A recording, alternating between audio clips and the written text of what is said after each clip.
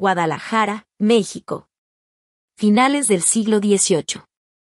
En el corazón de la Nueva Galicia, una ciudad devota y colonial se vio sumergida en una atmósfera de terror que desafiaba la lógica de la época.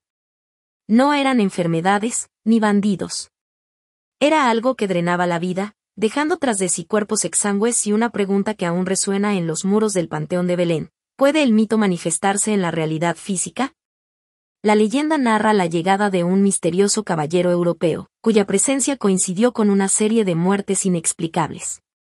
Animales primero, humanos después, todos con una marca característica, 2 incisiones en el cuello y una ausencia total de sangre.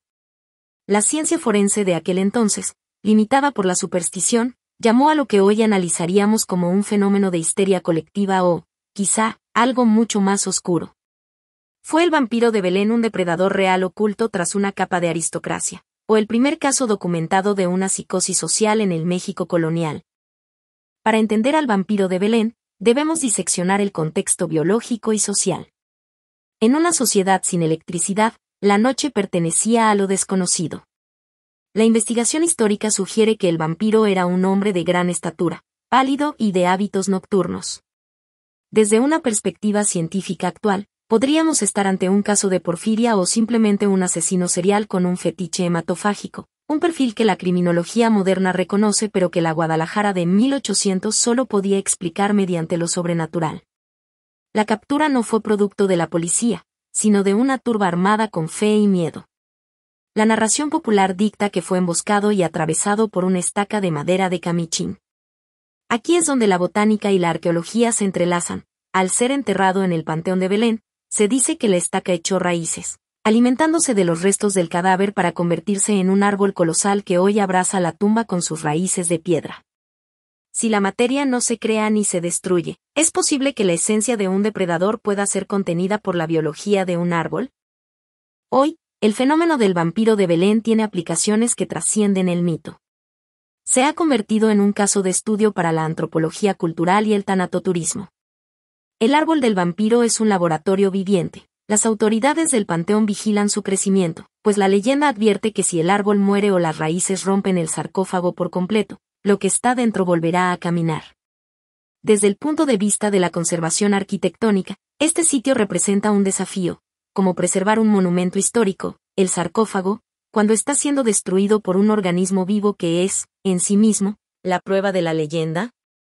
La ciencia de los materiales se enfrenta aquí a la narrativa popular, creando un espacio donde el patrimonio es tanto físico como intangible. Las cámaras de seguridad han captado anomalías térmicas cerca del árbol. ¿Es solo el calor retenido por la cantera, o el latido de algo que espera bajo la tierra?